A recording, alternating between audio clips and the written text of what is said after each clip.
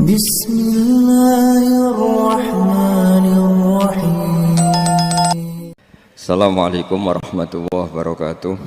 Bismillahirrahmanirrahim. Orang-orang idealis. Kalau ada tetangga saya mati yang tiap malam lihat TV, ngorok, habis itu bangun subuh, sudah subuh gak jamaah. Itu kan, Gus kenapa Anda muji suami saya itu orang baik, padahal malamnya itu mesti lihat TV, ngorok, tidur. Ya itu kan orang baik. Selama ini kan hanya dibilang dia tarokat tahajud, dia taroka qiyamal lail. Kalau saya bilang, huwa tarokal ma'asya kullaha. Karena tidur tadi. Susahnya apa sih husnudzon itu? Memang gara-gara gaya dia begitu kan tarokat tahajud, wa taroka qiyamal lail. Tapi juga harus kamu ingat, wa taroka dugem, wa taroka kada wa kada. Karena yang dikatakan taat itu tarkul manhiyat. Orang yang taatnya pas-pasan tarkul manhiyat pakai terjaga itu kepikiran. Misalnya ada dangdutan atau ada tontonan apa, lihat dak. Tapi kalau tidur kan bangun sudah selesai. Makanya ada wa min ayatihi manamukum billaili wan nahari. Kata Imam Ghazali, hatta inna khaira ibadatim an-naum. Suatu saat zaman akhir ibadah terbaik itu tidur. Karena kalau bangun ngayal, ketemu orang hasut, ribet. Tapi kalau tidur kan enggak. Lu tidur tuh hebat. Kenapa tidur itu menjadi keramat? Ru'yal anbiya wahyun. Kalau tidak nabi, ru'yal mu'min itu juz'un min sittatin wa arba'ina juz'an minan nubuwah. Itu ada ulama nganalisis gini, kenapa tidur itu objektif? Orang tuh kalau terjaga, itu otaknya kan pakai versi, Allah tuh diajari. Bayangkan jadi kiai besar, terus semua orang hormat. Bayangkan kiai besar, semua orang tunduk, istrinya banyak, taat semua, rukun semua kan ngayal-ngayal. Terus presiden semua, pokoknya ngayal-ngayal. Allah itu diatur, kayak dunia miliknya. Surga juga diatur, dia masuk surga yang ini kayak tadi kata milik banyak. Tapi kalau orang tidur itu kan nol. Dia tidak punya ikhtiar sama sekali. Nah barokahnya tidak punya ikhtiar sama sekali ini, kalau Allah mau ngasih ilham atau busyra, itu orisinil. Makanya saya ini jarang wiridan habis sholat, tapi kalau sama tidur tuh wiridan saya banyak. Ini bukan pamer, bukan. Saya sampai apal doa-doa mau tidur. Allahumma rabbas samawati sab'i wa rabbal arsyil azim rabbuna wa rabbul kulli syai'in khaliqul habbi wa nazzala tawratul injil. Wah panjang.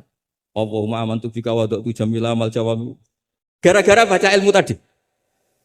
Orang habis sholat wiridan, habis itu jalan-jalan. Ketemu orang cantik terus nyesel. Di rumah enggak kayak itu. Apalah, pokoknya masih banyak masalah. Tapi kalau orang mau tidur, wah ini kalau keterusan bangun-bangun ketemu mungkar nakir. Kalau takut mati, tahu-tahu dibaca orang, kita tidak bisa ikhtiar. Apapun itu riskannya Masya Allah namanya tidur. Tapi kita berani karena tawakal sama Allah. Nah itu kalau kamu bisa mengenalkan itu tidur kamu dengan kualitas juz'un min sittatin wa arba'ina juz'an minan. Saya itu pernah tidur, ini cerita ke sampean. Tidak sering tapi pernah. Belajar kitab, sak nomornya itu tak lihat. Itu persis. Dia hanya ingin meraktekkan itu. Ya karena tadi. Kalau betul ru'yal mu'min itu juz'un min sittatin wa arba'ina juz'an minan. Makanya ada anni arafil manami anni atbahu. Makanya ketika Said Muhammad cerita, kalau ada kritikus tentang kitab Madaih, karena kadang pakai cerita ru'yal kafir, itu kata Said Muhammad, di era sebelum Rasulullah SAW, itu semua ru'ya itu orisinil.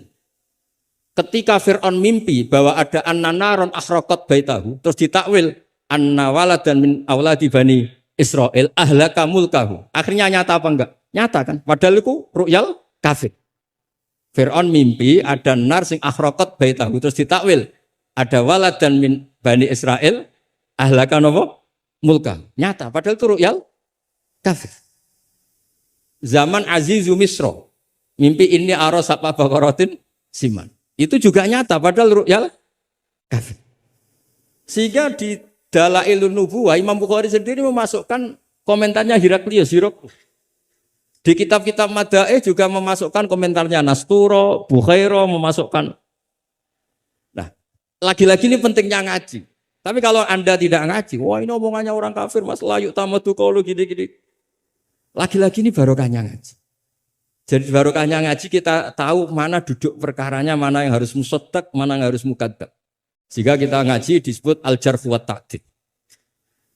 Nah, saya mohon semohon-mohonnya lah bahwa Quran ini kita bawa dengan semua perangkat ilmu. Terakhir saya cerita ilmu balaghah. Ilmu balaghah juga penting. Misalnya secara lahir orang kafir itu misalnya tidak sumun, tidak bukmun. Tapi barokahnya la yasmaul haqqa disebut bukmun misalnya. La yatakallamu bil haqq, la yasma'u. Akan itu kan ada sumum, bukmun, umyun. Sumun berarti apa? La yasmaul haqq. Bukmun la yatakallamu bil haqq. Umyun berarti la yubsirul haqq. Sehingga nanti kalau ada ayat wa ja'ala minhumul qiradata wal khanazira abadat taghut. Andaikan tidak ada fakta, ada kaum tertentu yang dijadikan khanazir, kita masih bisa pakai tasbih. Tasbih balik adalah yang ada itu tasbih dibuang. Kalau orang dermawan level 6 mungkin orang bilang masih zaitun kal bahr. Tapi kalau levelnya 9, 10 orang akan bilang zaitun bahrun. Kalau ganteng masih pas-pasan zaitun kal badri. Tapi kalau sudah kayak Rasulullah anta samsun anta badr. Nah, pentingnya ilmu itu adalah ketika ada ayat yang dohirnya misalnya ada tadi wajah alamin humul qiradata wal khanazira abadat taghut. Ternyata misalnya kalau itu fakta ya sudah selesai kan, berarti itu hakikat. Tapi itu misalnya tidak fakta, kita masih bisa mentakwil dengan qulubuhum atau apalah mentalnya mislul khanazir mislal qira. Tapi kalau kita tidak ngaji balaghah, semua lafaz kita anggap apa? Tekstualis dan kita anggap hakikat, berarti terus nganggap pernah ada periode yang orang itu dijadikan seperti itu. Nah, lagi-lagi yang nyafaat itu semua adalah ilmu. Ya, jadi ini sekaligus mohon ini ijazah kitab muwafaqat supaya semuanya dapat dan dapat berkah dari Rasulullah SAW. Yes. Ini saya baca ilmu usul fikih saya supaya semuanya dapat ijazah dari Habib Said Al-Aqil Al-Munawwar. Bismillahirrahmanirrahim. Fahiya tahmilul jama'al ghafir do'ifan wa qawiyya. Jadi agama ini menanggung orang yang do'if juga orang yang kuat. Yang kuat diwajibkan zakat. Yang do'if sebagai mustahik zakat. Artinya apa? Agama ini semuanya diuntungkan. Terus muti'an wa asiyat. Terus wataku tuhum bi khazaimihim min qadan wa abiyya. Wa tusawwi bainahum bi hukmil adli syarifan wa daniyya. Wa tubawi uhamilaha fid dunya wal akhirati makanan aliyah. Wa tudrajun nubuwatu baina jambaihi wa illam yakun nabiyya. Watul bisu al muttasifa biyamal basan saniya hatta yakuna lillahi waliya. Ini kata beliau, orang yang ilmunya cukup itu kata beliau dijamin hatta yakuna lillahi wali. Karena tidak ada orang yang syafaqah sama umatnya Rasulullah SAW kayak orang alim. Saya tuh sering dikomplain. Kata Imam Abu Hasan Asyadili fi mukasyafatihi, beliau ketemu Nabi Muhammad SAW, satu ketemu Nabi Nuh. Kata Nabi Muhammad, gojolek Nabi Nuh, andaikan kamu tahu, anna fi aslabil kuffar, man saya abuduwaha la yusriku bihi syai'an.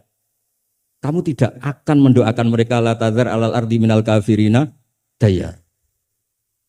Nabi ketika dihujat kayak gitu di Abdul Yalil, di Taif, itu kan sampai Malaikatul Jibal bilang, kalau kamu mau Muhammad, kalau kamu mau ya Rasulullah, mereka akan saya habiskan.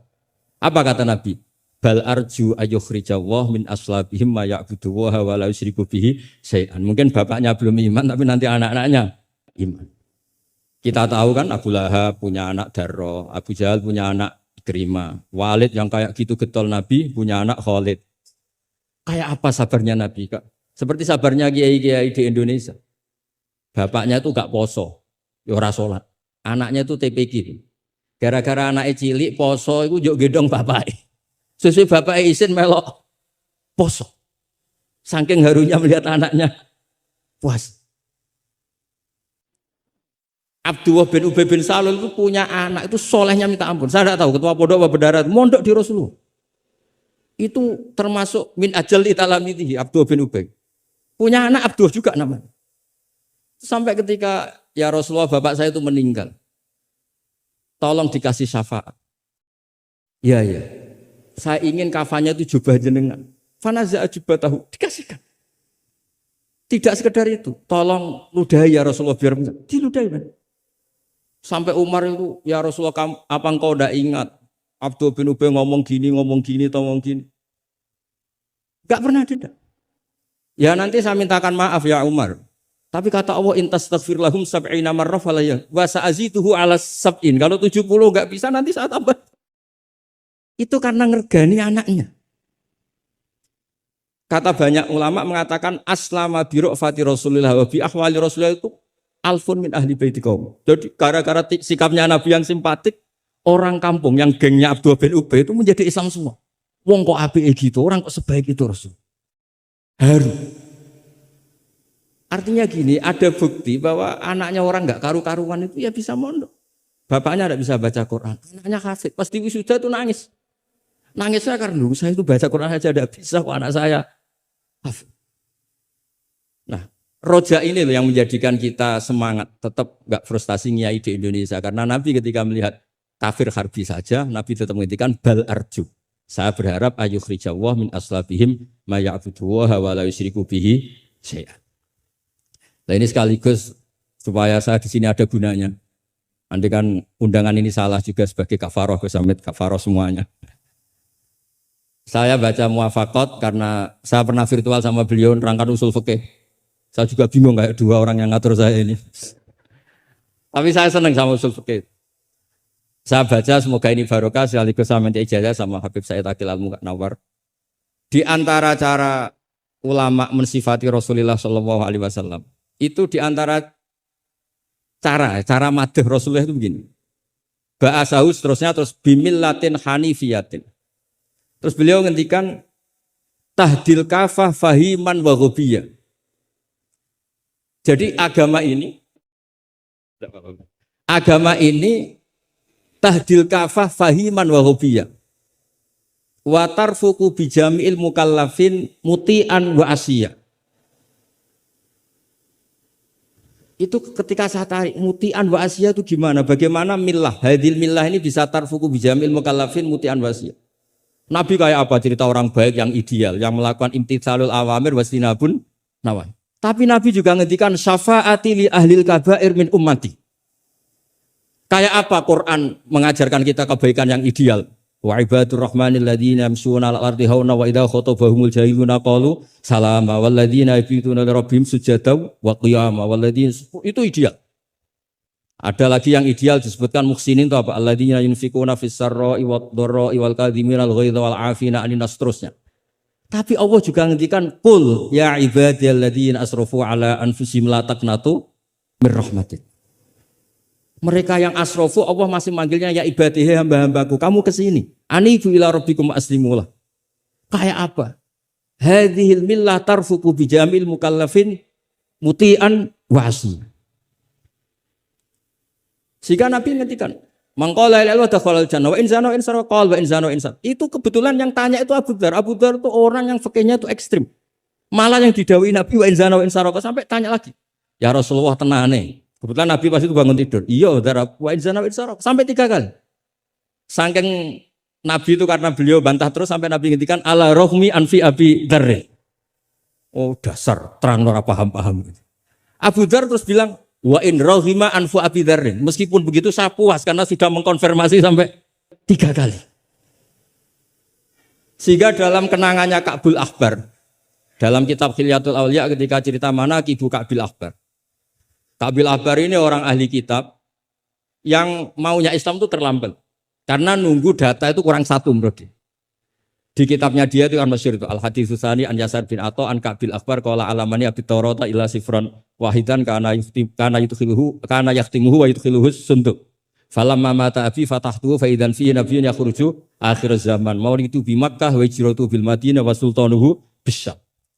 Ka'bil Akhbar itu tahu Rasulullah itu maulid Makkah ini sudah benar. Wajiratu bil Madinah sudah benar, tapi beliau tidak menangi ada Sultanul Islam Fisyam. Sehingga cara beliau data ini kurang 1. Ketika Futuhat, Umar menaklukkan Syam. Dan Islam di Syam menjadi sultanah, menjadi sultan. Wa sultanuhu Fisyam. Singkat cerita dia akhirnya masuk Islam dengan data yang seketat itu. Akhirnya dia jadi penasihatnya Umar bin Khattab, masyhur. Ketika di antara yang diceritakan beliau adalah yalumunani ahbaru Bani Israel. Saya ini ketika ketemu orang-orang ulamanya Bani Israel sering dicibir, disalahkan. Annani dakhaltu fi ummatin farraqahum awalan summa jama'ahum. Nah, ini saya ini dikritik, disalah-salah ini sama ulama Bani Israel. Karena saya ini masuk satu komunitas yang gaya pertamanya kayak ada kelompok-kelompok, ada faksi-faksi. Tapi summa jama'ahum, pada akhirnya jadi satu. Terus beliau baca kitab, baca Quran tadi, summa awrasnal kitab alladzina astafaina min ibadina. Tadi yang dibaca Profesor Kures. Faminhum dzalimun li nafsi. Gayanya kita ini kita dibagi, ada yang dzalimun li nafsi, wa minhum muqtasid, wa minhum sabiqum bil khairati biidznillah. Tapi kata Nabi, haula kulluhum bimanzilatin wahidah wa kulluhum fil jannah. Tapi ternyata 3 orang ini semuanya di surga. Yang ngajari Quran, lelaki sama lelaki, perempuan sama perempuan, itu ya fil jannah. Tapi kalau di kampung-kampung itu gurunya itu perempuan cantik. Ya ada ustadz lelaki, ya agak kepikiran juga. Itu kalau diharamkan tidak jalan, dihalalkan fitnah. Tapi barokahnya agak-agak semu-semu ini yang bisa baca Quran di situ banyak. Ikutnya partai wa akharuna atarafu bidunubihim khalatu amalan sholihah wa akhara sayyi'ah. Jadi, ini cerita saja, nanti bisa ditasih sama beliau. Intinya kalau kita ngaji itu tadi, kita kata Sayyid Muhammad yang paling masyhur, li'annal insan kullamata sa'afikruh qalla inkaruhu 'alan nas. Jadi al-insan idza tasa'afikruh qalla inkaruhu 'alan nas. Jadi tadi misalnya ada kiai besar diundang di kampung-kampung terbelakang nggak mau, jangan katakan sombong. Itu tidak membunuh pasaran kiai kampung. Yang datang puji tawaduk, yang nggak datang puji ngasih job. Kan enak kan? Semuanya benar.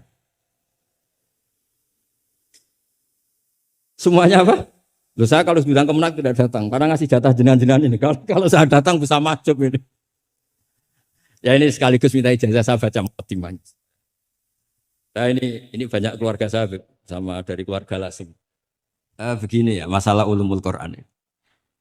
Saya dulu kalau diajarin bapak itu sering beliau cerita. Kamu cari sisi ekstrimnya. Sisi ekstrim itu begini, misalnya hudal lil muttaqin.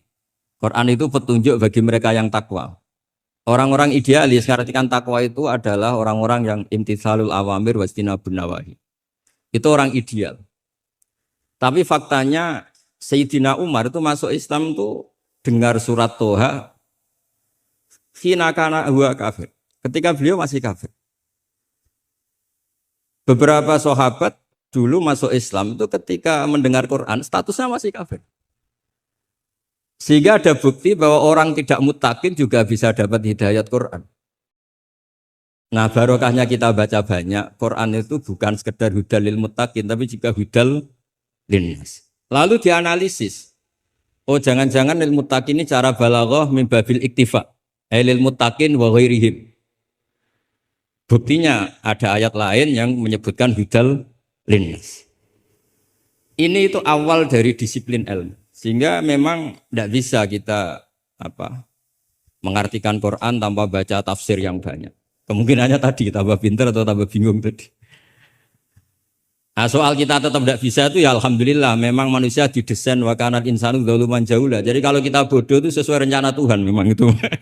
Jadi tidak usah disesali, biasa aja memang.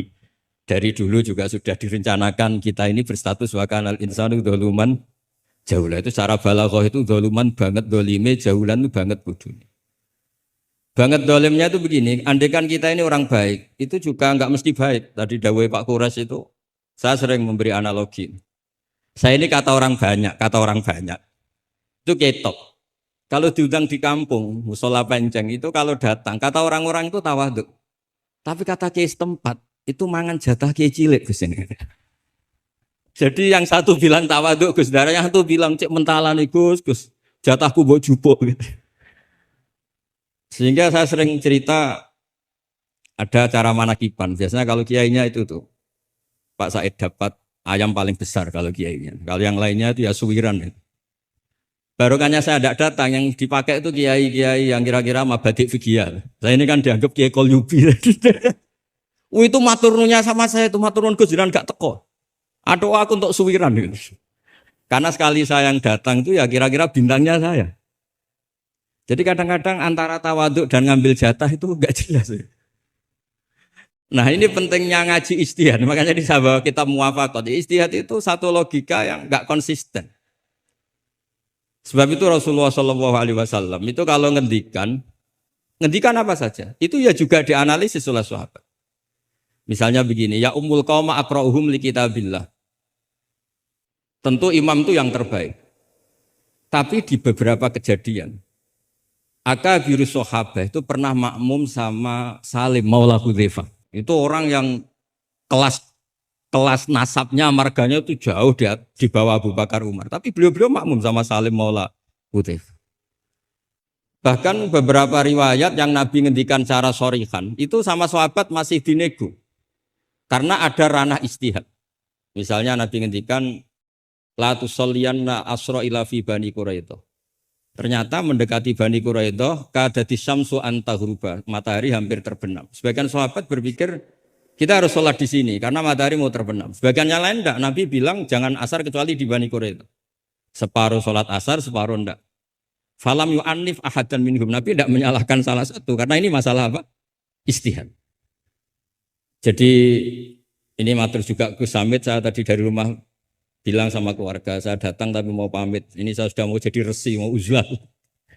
Karena ya itu tadi, kalau saya ngisi terus itu apa tawadhu, apa nutup jatahnya orang lain itu juga gak jelas. Nanti hisabnya itu apa ya, gak jelas. Bapak itu sering ngajari gitu. Pak itu kiai sepuh jadi imam masjid istiqomah sekali sampai tua. Itu istiqomah apa mau digenti kan? Itu istiqomah atau enggak mau regenerasi.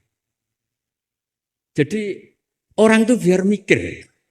Saya beri contoh sekian pentingnya ijtihad. Karena Rasulullah Shallallahu Alaihi Wasallam idan sorofa min sholatihi akbala aliyah nabi wajhi. Sehingga banyak orang, banyak imam kalau habis sholat itu langsung menghadap ke makmumin. Kalau di Indonesia menghadap ke timur. Tapi di beberapa tabwibnya Imam Bukhari atau Tarjamatul Bukhari, beliau menyebut itu lil mau'idhah. Buktinya setelah itu Nabi ngendikan ara'aitakum lailatakum hadhi. Kamu mimpi apa? Coba terangkan ke saya. Sehingga terus ada yang mempraktekkan boleh menghadap ke makmumin kalau li ta'lim atau lil mau'idhah. Tapi banyak juga ulama yang menganalisis itu bentuk maklumat anna sholata inqadat, bahwa sholat itu selesai. Takutnya Nabi kalau tetap menghadap ke barat sesuai bentuk duduk tawarruk atau tahiyat akhir, atau itu nanti dikira Nabi fi sholat. Sehingga orang yang datang kemudian Allahu Akbar makmum sama Nabi itu bahaya betul dalam bab sholat. Karena robtus sholat biman laisa fi sholatin. Berarti makmum tadi menggantungkan sholatnya dengan orang yang sudah tidak sholat. Sehingga dibutuhkan sikap memaklumatkan kalau sholat itu inqadhat. Dengan cara apa? Boleh menghadap ke timur, boleh menghadap ke utara kalau dalam konteks Indonesia. Kalau kata Imam Syafi'i, ja'lul makmumin janibal yamin, berarti orangnya menghadap ke utara kalau. Nah, analisis seperti ini penting karena Nabi memang enggak konsisten. Kadang aqbala alaihi nabi wajhi, kadang istaghfara salasan suman sorofa, kadang apa. Sehingga barokahnya ilmu itu akan luar biasa. Tadi juga disebutkan menyangkut bid'ah.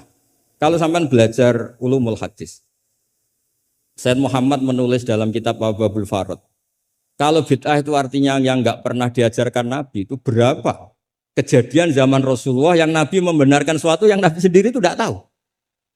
Masyhur itu ada sahabat ketika i'tidal bilang Rabbana lakal hamdu hamdan katsiran thayyiban mubarakan fi. Kita tahu ajaran Nabi adalah Rabbana lakal hamdu mil'us samawati atau mil'as samawati wal ardh.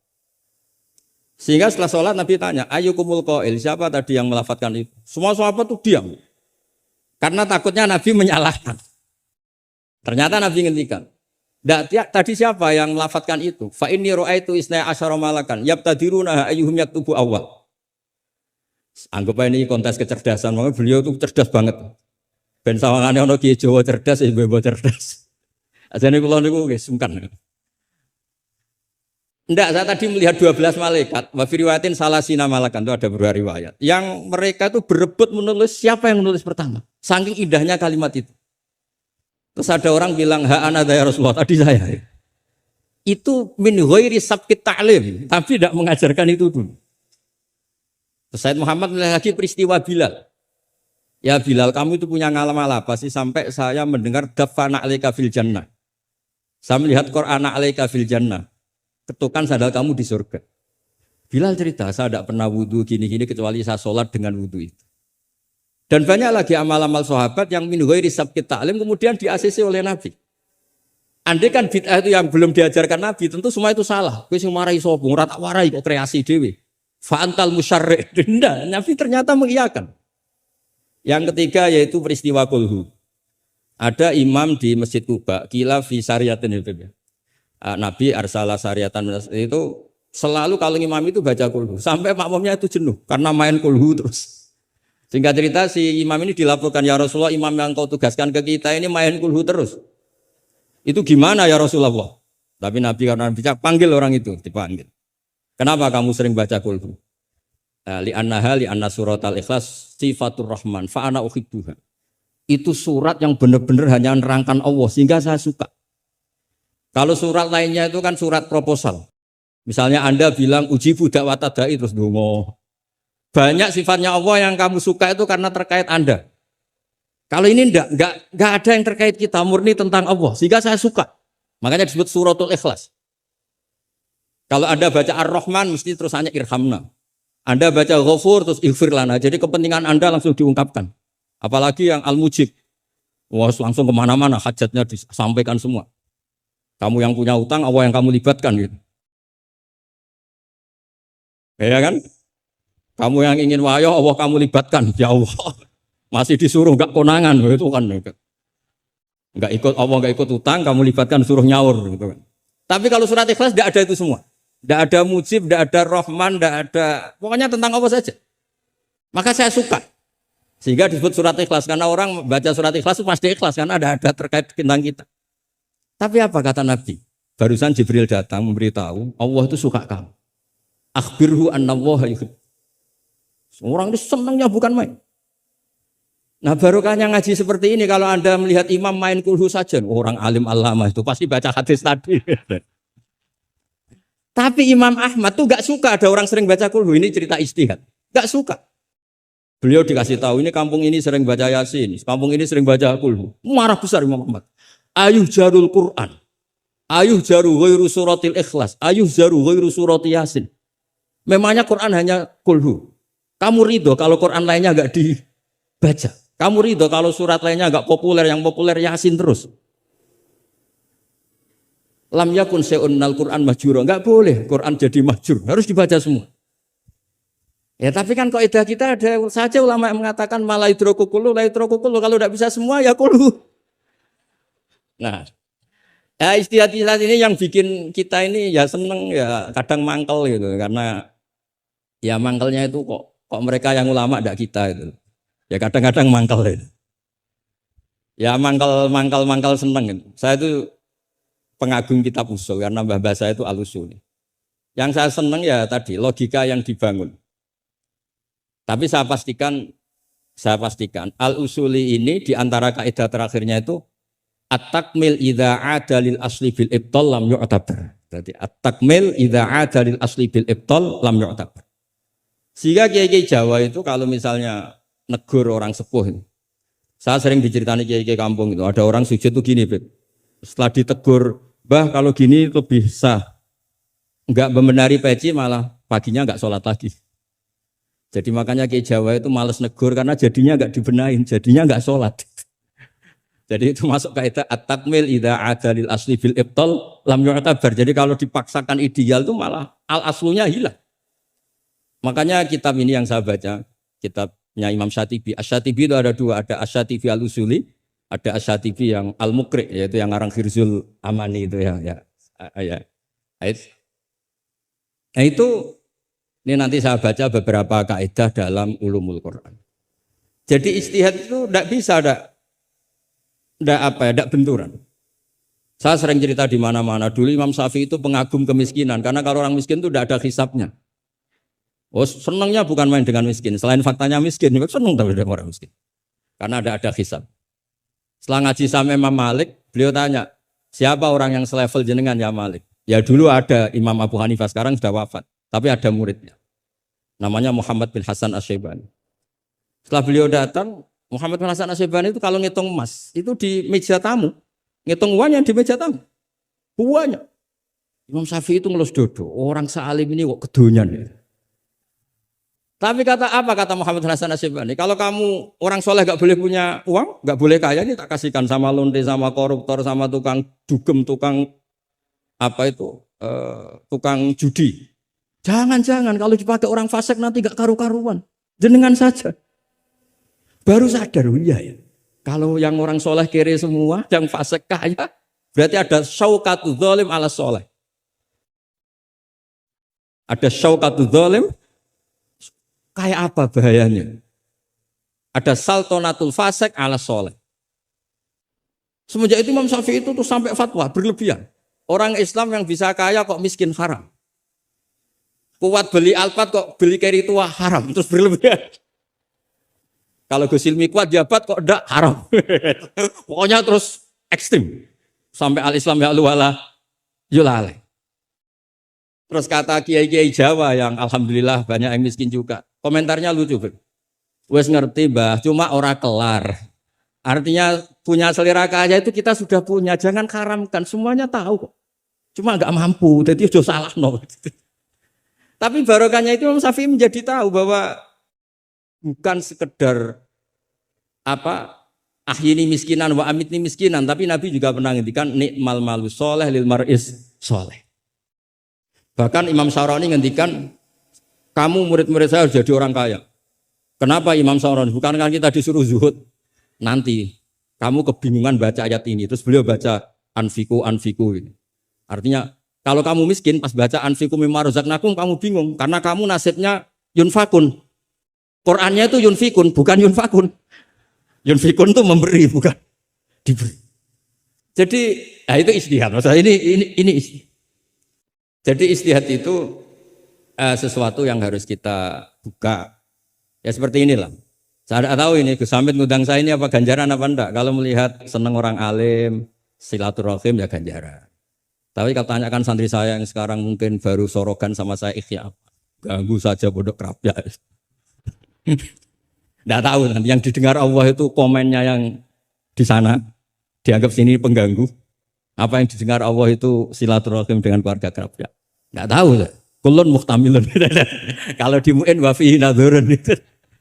Supaya ya ini masalahnya masalah istihad. Enggak bisa.